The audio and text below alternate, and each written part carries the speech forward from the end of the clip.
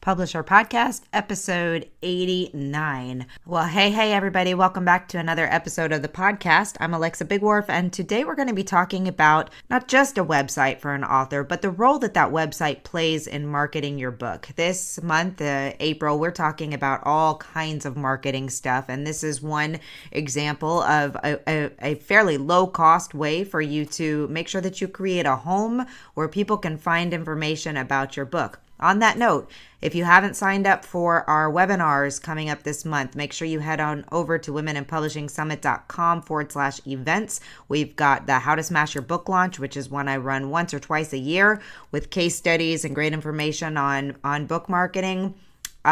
We've got other things happening that you're going to want to check out as well. So head on over there and you'll see everything that we have up and coming. I do also want to say that Fauzia Burke, who is a book marketing expert, is also the co-founder of PubSite, which does provide a platform for authors to create author-specific websites.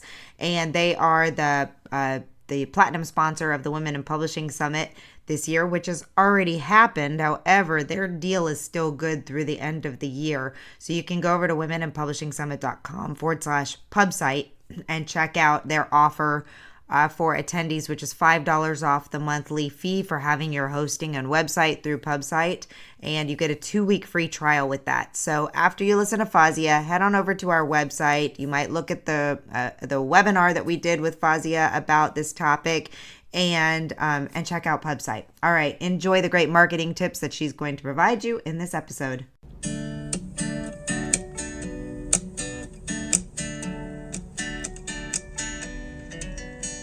Welcome to the Publish Her Podcast, a place where you can come to get inspiration, motivation, help, encouragement, and support in your journey to write, publish, and sell your book. Hosted by Alexa Bigwharf. 'Cause I've been where you've been, and I felt what you're feeling, and I don't want to get in your way. All right, welcome back, everybody, to the Publish Her Podcast. I'm Alexa Bigwharf, your host, and I am absolutely ecstatic to have our guest, Fauzia Burke, with us today. So before I introduce her, I have to tell you a little bit of a story. Those of you who have attended the conference, the Women in Publishing Summit, you're very familiar with her. Her company, PubSite, has been a sponsor for the last several years. We've done workshops and webinars. But if you don't know her, you're in for a treat today because she's more than just PubSite. She's also quite an expert in book marketing and has some really impressive clients under her belt, which I'll tell you about in a second. But I actually fangirled Fauzia for a long time because in 2017, I went to the New York, what was it called? The Book Expo America in New York. And Nancy, my assistant, and I sat in on a workshop that she did. And I was just like, this woman is amazing. Maybe one day she'll come speak at my conference. And now you speak at my conference, you sponsor my conference, you're on the podcast. So it's so exciting. I'm so glad to have you here. Thank you so much. I'm so happy to be here. I'm a fangirl here too. You're amazing. One of my favorite people in book publishing, which is saying quite a lot. Well, thank you. Yeah, and I miss Book Expo. Those were like fun presentations. Why did they cancel it? It's so not fair. I know. It's okay. But now you've got you and, other people are stepping in and doing things. So I think it'll be wonderful. But yeah, I'm so happy with our partnership. You do such great work. And I love the community you've built around women in publishing. So I'm thrilled to be part of your network. Well, thank you. And thank you so much for your sponsorship and support of it. So let me tell people a little bit more about you if they have not had the pleasure of getting to see one of your events with us. So Fauzia Burke is a book marketing expert and pioneer of online book publicity. As the founder and president of FSB Associates, she has spent more than 25 years publicizing books by best-selling authors such as, hold on to your seats here, Alan Alda, Ariana Huffington, Deepak Chopra, Sonia Renee Taylor, Ken Blanchard, Charles Spencer, as well as many first-time authors. In 2019, she co-founded PubSite, a platform for building author websites, and is used by authors like, again, get ready, Tom Clancy, Robin Cook, and hundreds more. If you don't know some of these names, you have not been reading books in the last 2-3 decades. So Fauzia also does consulting and offers a power hour for authors needing marketing advice. Whether you're a first-time author overwhelmed by the idea of building a brand or an experienced author wanting to take your marketing and publicity to the next level, Fauzia can help. She's the author of Online Marketing for Busy Authors and is based in San Diego, California. And I actually have a copy of your book and refer to it regularly. So thank you. Thank you so much. I need to update it, as you can well imagine. A lot of things have changed in the past couple of years. It's crazy. They have, but our lives just keep getting busier and busier. So it's hard to write a book. So yes. I admire all of your authors and writers who find the time and make it happen, because it is not for the faint of heart. You know, I'm learning that now as I'm publishing my first fiction book, trying to find time to do all these things. Because we do them for other people. And now I'm like, oh my gosh, I understand the struggle.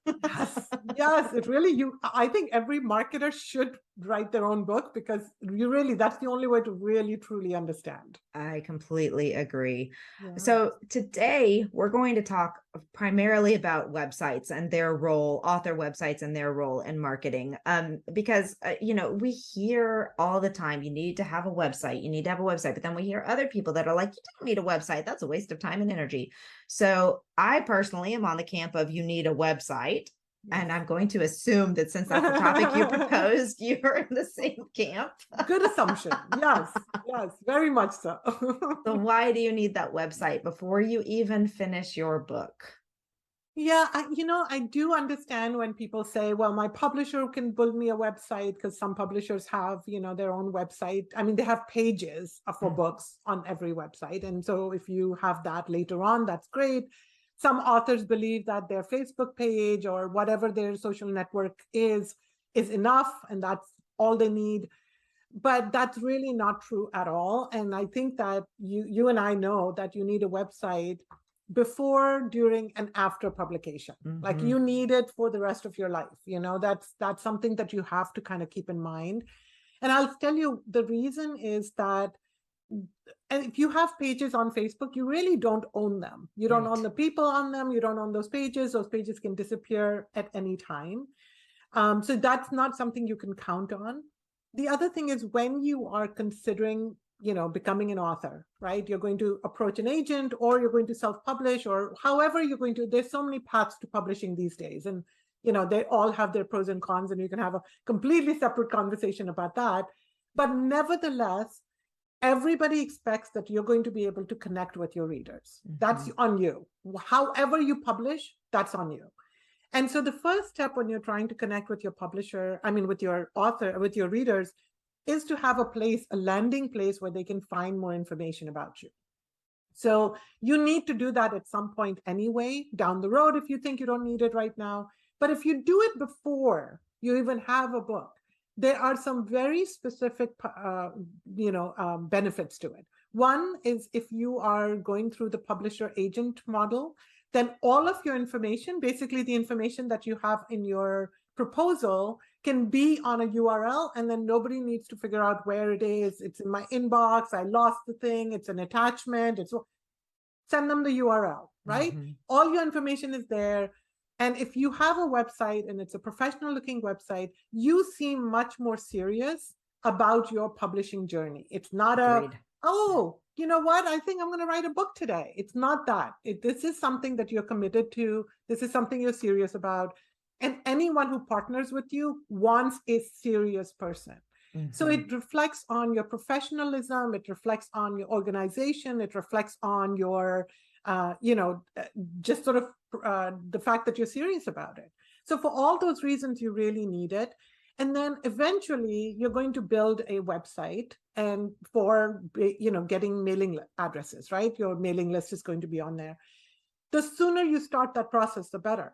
Mm-hmm. Why would you wait on that? That's your number one asset. And why would you wait 2 years from, I think I'm going to write a book, to actually publishing a book, or even longer?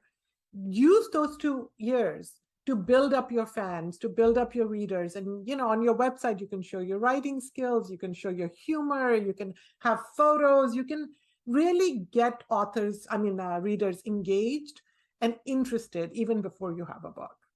I can't agree more. And another element is that a lot of publicists will tell you, marketing experts will tell you, all the people will tell you that in that lead up time to the publishing of your book, you're going to want to be going to podcasts, you're going to want to be doing media events and things like that. Well, when you're pitching yourself, people are going to go and check to see if you have a website first and foremost. Like, that's just the thing that they're going to do. So if you don't even have anything out there, why would they want you to be a speaker at their event or come on their podcast or do any of those things if you're not a person who's going to bring them value, basically? Yeah. I would say it's if you're not serious, why would they be? Right. Exactly. But I think what you're talking about is a few months before publishing, right? Publishing. You're talking years. I'm saying you have an idea for a book, put it on a website, start your website under your name, and then just kind of use it as a working document. Try blogs out, try things out, see what's working, see what's not working. Start Google takes a long time to index your site. Yes. So you want to make sure that it's in there and it's getting picked up by your name. So I think, I think there are benefits for sure along the way, but even before publishing, right? So if we do before, during, after, the before part is really to help anyone who's going to partner with you, whether it's a hybrid publisher, whether it's a traditional publisher, agent, anyone who's going to be working with you, a book jacket designer, they want to see your aesthetic. They want to know more about you. So all of those professionals that are going to be engaging with you, they need to see that you're serious and that you have a hub for all of this activity, right? That's a great point. So that's before. During, oh my God, you need a website absolutely 6 months before the book actually hits bookstores. So you and I know that there's so many times where people say, my book is on Amazon today, and now I'm thinking about what to do. Right. You need to have at least a 6-month lead up to the book's release, at least that much, right? And in that period, you definitely want to make sure that hopefully your website is done, and now this is an opportunity for you to update it, add more material, add information about the book, if table of contents and an excerpt if it's a nonfiction, and sample chapter if it's a novel, some information about your characters if you're trying to get people involved, if it's a sci-fi or mystery research you've done, all those kinds of things that you're probably sitting on. Like, every author is sitting on a certain amount of knowledge. And so I think putting all of that on display for people will just engage people more and endear them to your process. And then nobody should give up on their book 6 weeks after it's published, right? No. Like, that's not good. I tell authors that they should promote their book for as long as it took them to write it. At least. That could be 2 years. Well, right? that means 10 years for me, because I'm going on 10 years now on this book. I hear you. And why not 10 years, right? Why not? So the after is basically also important, because you put all your media on your site, you put all your podcasts on your site, you talk about your upcoming book, you talk about blogs, you talk about an event you did. All of those things kind of build up that personality.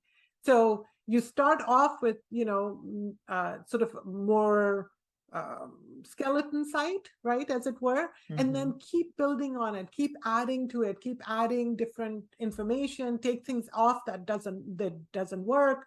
But that's why the website is so important. It is the central hub of not just your marketing, of your publishing journey. You need that whole process from beginning to end and it should come from your website. I think, and I say this a lot, so it's probably been said on this podcast before, but I think one of the biggest disservices that self-publishing has done is that it's created a mindset for so many authors that it's fast and easy, and that they just need to get their book done, get it edited, get a great cover, and then put it on Amazon and then market. And, the more, like you just said, 6 months, this is the difference. Can you do that? Absolutely. You sure can. People are doing it all over the place, but your expectations of what's to come to it are going to be so much different. And the strategy that you're laying out is what makes the difference between people who will sell 50 to 200 books in their lifetime versus 50 to 200 on launch day and thousands in overall sales. That's exactly right. I mean, I think it's really important. As a publicist, I can tell you that, that planning ahead, it's important for authors to just know. You don't have to do it, but there is a price you pay for it. Yes.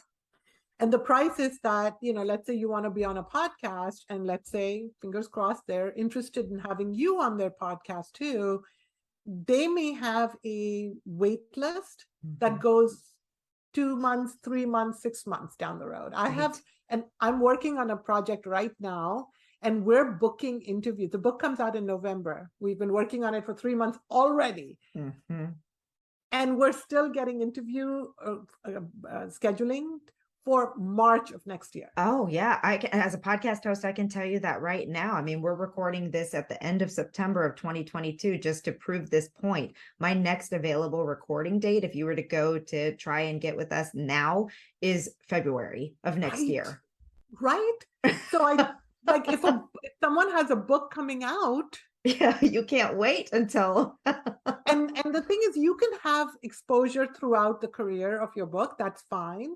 But you do want to build some momentum around the publication, right? Absolutely. You want to have your family, friends support you, make some noise, everybody mention it on social media, and you can say, I'm doing this podcast. And so you do want to create a little bit of momentum, not a little bit, you want to create a lot of momentum because it's like the snowball, right? You want to push it down the hill, let it gain some momentum instead of, one snowball every 2 weeks, and you're like, wait, what was that? I missed that. So I think that's why you need to plan ahead. And if you don't plan ahead, then the price you pay for it is that instead of getting one giant snowball rolling down the hill, you've got little in little bits of things going around, and it just doesn't quite catch on fire. Well, and then having that place there where if you are getting out and talking to people and creating buzz, and people say, oh, I want to go learn more about this person, and they Google you, then they actually find something. And if your book is on pre-order, which I hope it is, then hopefully that's linked to, just all of those things. So one of your comments was why your site should be a workhorse and not a show pony. That's the type of things, right? That is so true. So the reason I said that is because I, like you, have seen many sites that look really pretty, and there's literally no information on it, right? There is the giant jacket often, and then little bit of copy that I can also find on Amazon. So it's the same exact copy, the author's photo, a short little bio, and hardly anything else. Like it's one page, you just scroll down and it looks pretty. But is that really working for you? Like, who's that for? If I need that information, I can get it on Amazon. Right. So your website has to have unique content that is only available on your website.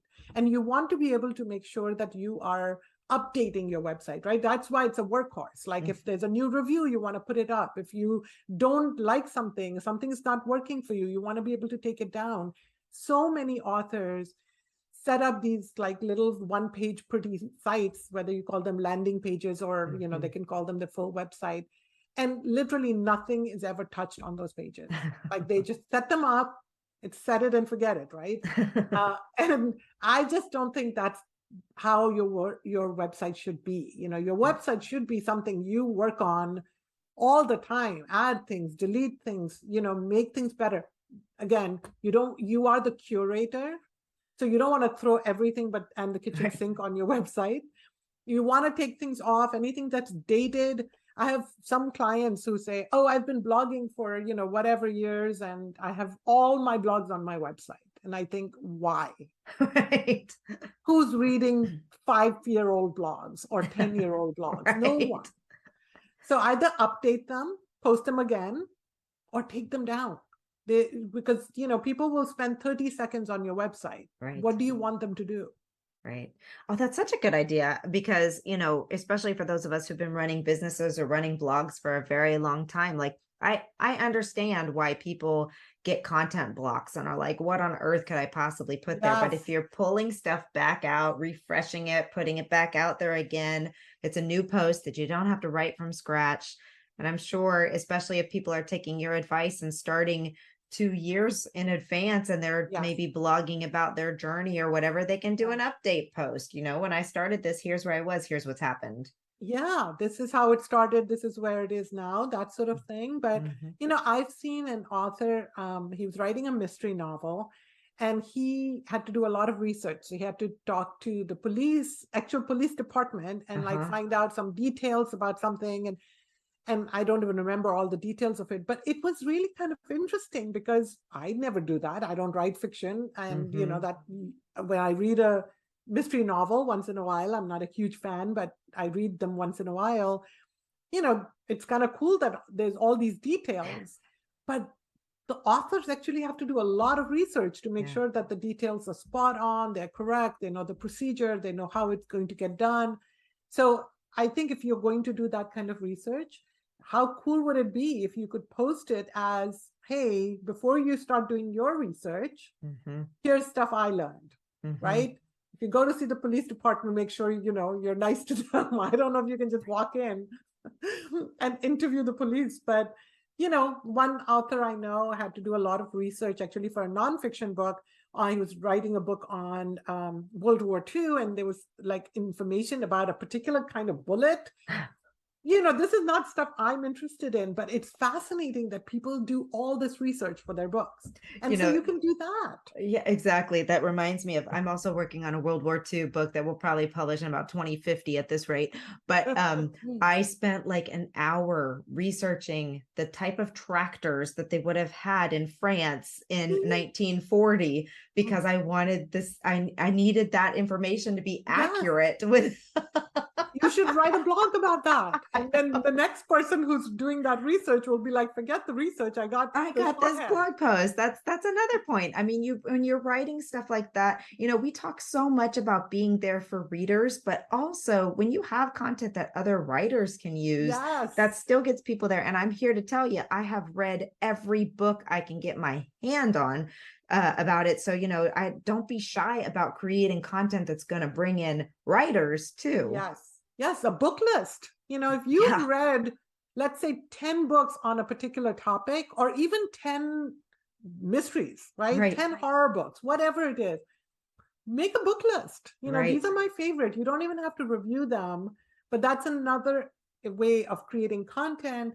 One client of mine, she did a really interesting thing on her website. It was 2 years before publication. She's like, what am I going to do? How can I get people interested? And what she started doing was actually listing out local writing and reading events on her website.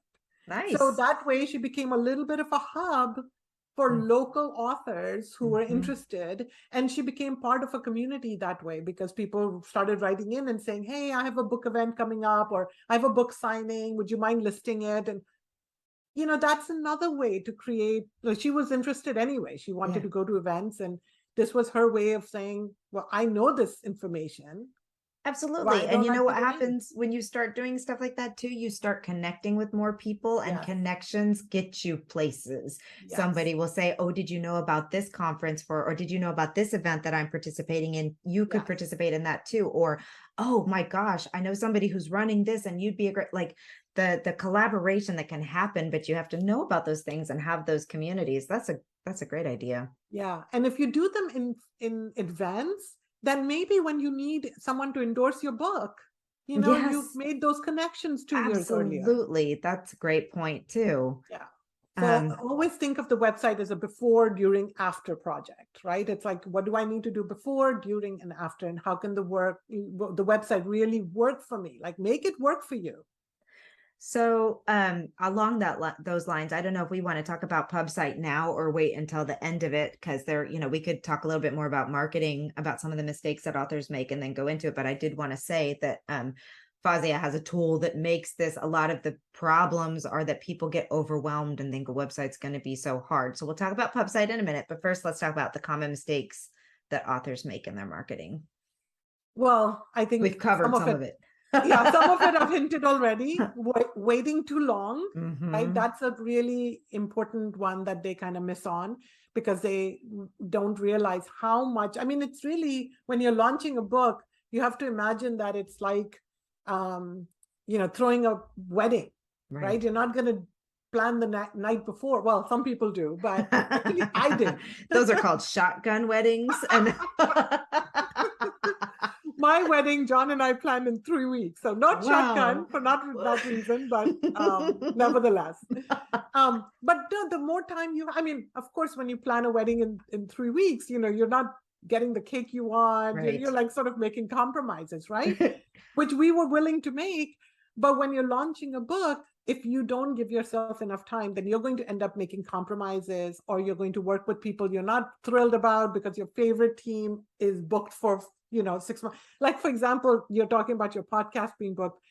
For my publicity firm, we're booked through April, I think, of next year. Like, I can't even start on a project. So if someone comes to me, and sometimes they do get irritated because they're like, okay, I'm ready to go. And I'm like, oh, I'm so sorry. April 2023, I got your name.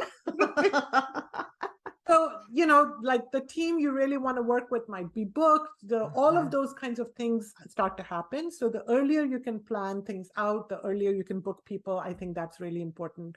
The other thing that I think authors make a lot of mistakes with is spreading themselves out too thin. Mm-hmm. So they're trying to be on every platform. And anytime someone says, hey, my best friend's sister's brother did this, and you're like, oh, I should be doing it. Yes. No. So one of my I think work in life is to really take that pressure off of authors and tell them to not do any of that, right? To really focus on the things that bring you joy, because if you do the things that bring you joy, it's sustainable. If you do the things that people say you have to do this, and you do it for 1 month or 6 months or a year, ultimately you're going to stop doing it, and it'll be like all that time is going to be worthless. It's so funny that as soon as you started talking about this, like the thing that's running through my head is that song that was super popular in like 1995. Don't go chasing waterfalls, just stick to the rivers and the lakes that you're used to. That's what I feel like is a good lesson for authors. Like, just do what you know how to do and then expand, Yes, or do things that, maybe you're interested and you're like, right. Oh, I wonder what's happening on TikTok. Everyone seems to be talking about it. If there's a genuine curiosity and kind of fun element to it, you'll enjoy it and you'll get something out of it. Yeah. But I had one author one time write to me on Facebook, and he said, will you follow my page? Because my publisher told me that I need followers to sell books. I just thought, I'm sorry, what's in it for me here? Right. And obviously not interested, not curious, not, just someone told me to do this, I'm doing it, I hate it. Oh my gosh. You know that within a month or 2 months or 6 months, they're going to drop that because it's not fun for them. Right. So definitely don't spread yourself out too thin. My advice would be to have a website that you actually work on, have a blog, have it on your website, and then maybe cross-post it somewhere, maybe on Medium or Substack or some other platform that you like. So you have content that people can relate to and understand and kind of grow from.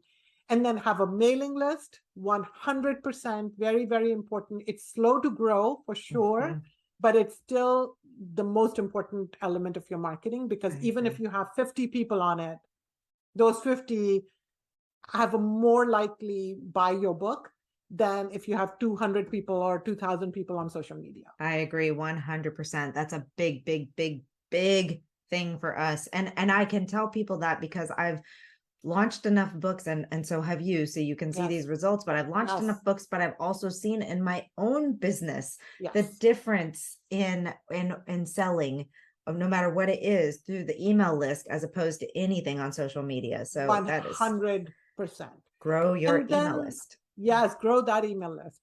And then the second, and again, to grow the email list, you need to create some content. So you need to create the blog.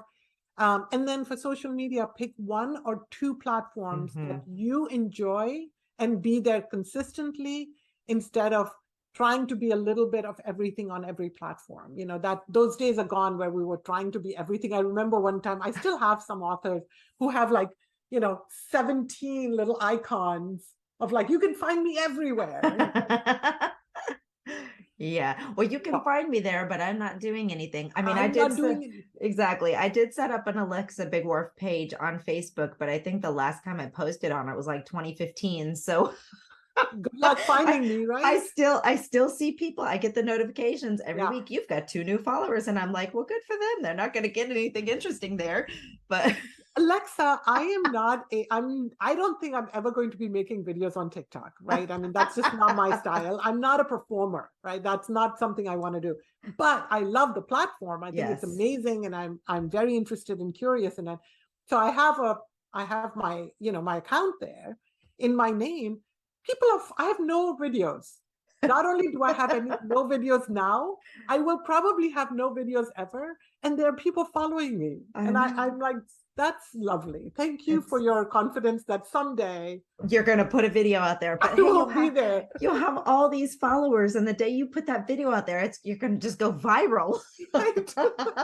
Right, exactly. I'm building for the long haul. That's it. That is so funny. Well, I think those 2 things are probably the most critical for authors, is overwhelming and feeling like they are spread so thin and stretched so thin when they really don't need to be. And then also starting too late, then you feel the overwhelm, because then everybody's like, but haven't you done this? Why haven't you done that? What are you doing?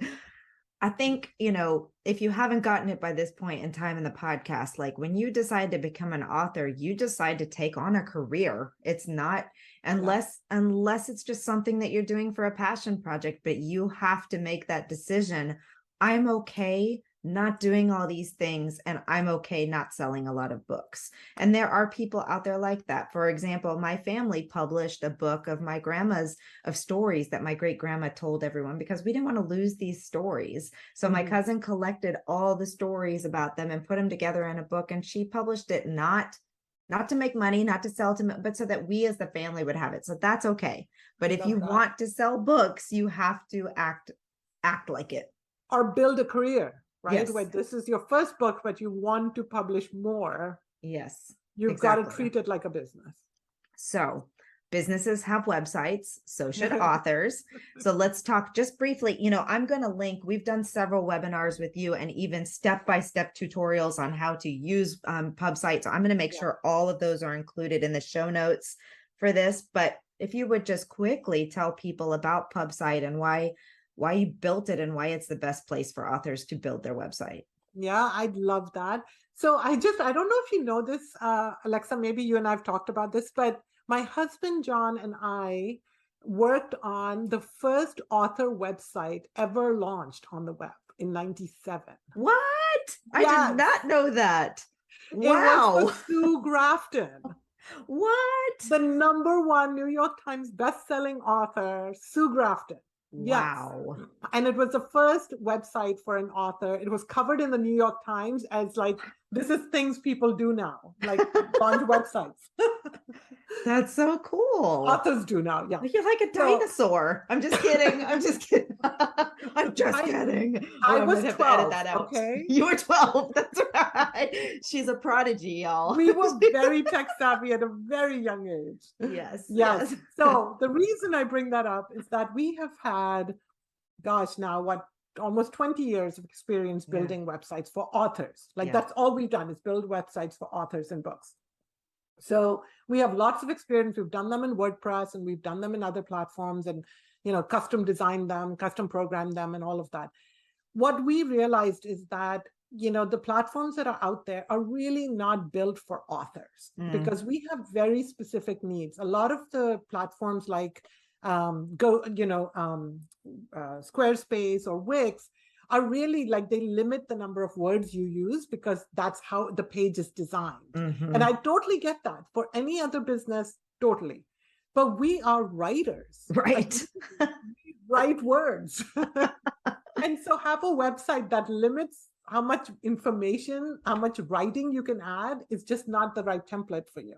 Right. So what we did was we created a platform that is really easy to use. You can watch our videos, you can see that it's basically filling forms. You're never in HTML, there is no coding whatsoever. You're literally filling out forms. And John, who really has designed the user experience, created it like a workflow. So if you go to one tab, just fill in all the blanks. Go to the next tab, fill in all the blanks. So we walk you through all of the elements of what you need to put on a website. Here's the buy button. So put in all of the links to your bookseller links. I got to tell you, that's my favorite thing on the entire website, because having had a WordPress before where we had to either go find a link that might or might not work to a universal thing, or we had to create buttons for all the things that's my favorite part in the entire place. I'm with you, because I remember in WordPress, like if you had to move one of them, it would just wonk out the whole page. And it was just so annoying to get them all lined up. Yes. So annoying. So the fact that PubSite just automatically does that is great. Also in things like, we are not trying to get event planners and photographers and restaurants. Right. Every decision we've made is in service of authors. Yes. So even the follow buttons have the Amazon link, the Goodreads page. These are things that other platforms don't even need to do. But we know that those are important things for people. So all of those kinds of decisions have made, I think, PubSite just easy to use and perfectly designed for just authors. Yes. So that way people can use it. And, and again, of course, we talked about dinging, but hopefully you didn't hear that. It's all right. We'll forgive you. Yeah, thank you. But anyway, so I think that's why I think PubSite is great.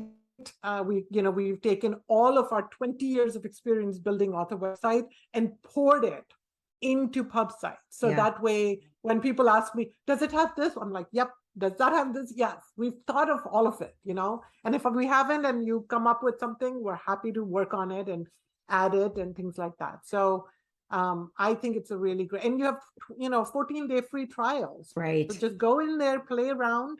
If it works for you, great. If it doesn't, walk away. No big deal. Right.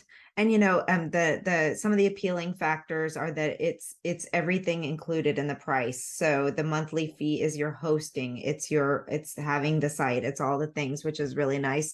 So you don't have to worry about, like, I almost lost a domain because I wasn't paying attention to the GoDaddy emails that said your domain's about to expire. Actually, we had an author whose domain expired like right after her launch, and everything gone.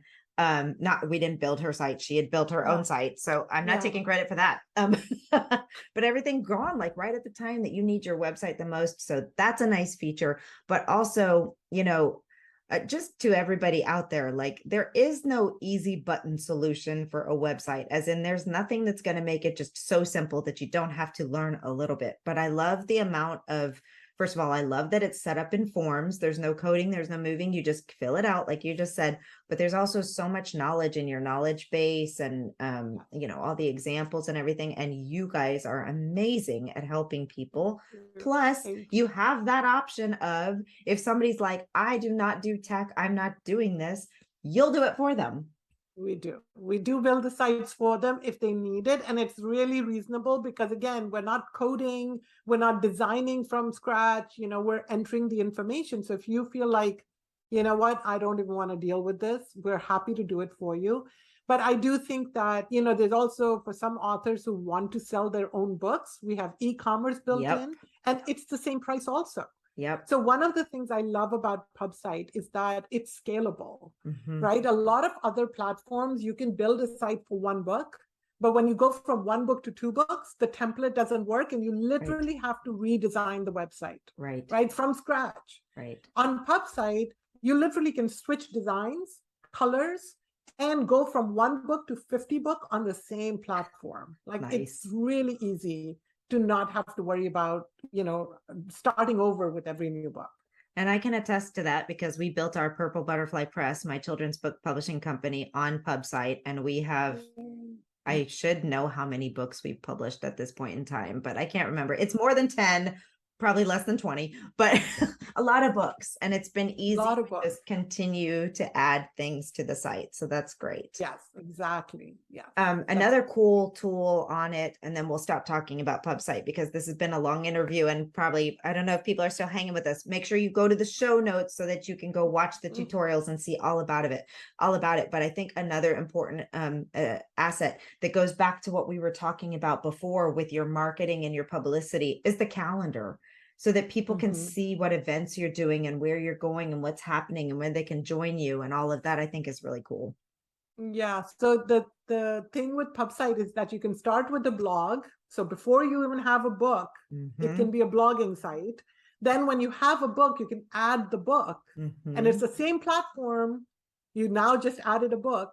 And then if you have second book, you can just add another book. So you're just constantly scaling with you, like, again, being a workhorse. But that calendar thing was totally me. That was my little I believe it. That's the publicist in you saying. Exactly. I was like, especially for my own site, I was on WordPress, and every time I did an event, I would be having to go there and manually move it down to recent instead of upcoming. And PubSite does it automatically. When the date is gone, it passes, it just automatically drops down to recent. So the page is always up to date. And when you enter an event, you're entering it in a form. So you don't have to worry about how the layout goes, because, those calendar pages can have a weird layout also. Yes, absolutely. Yeah. Wow. Well, so many ways that you can help people and so many things that you guys do. And you and John are just amazing. And we love working with you guys. And I'm really hoping that you'll be joining us in Charlotte in March for our live marketing event, because I want to squeeze you. I want to squeeze you back. And I would love that.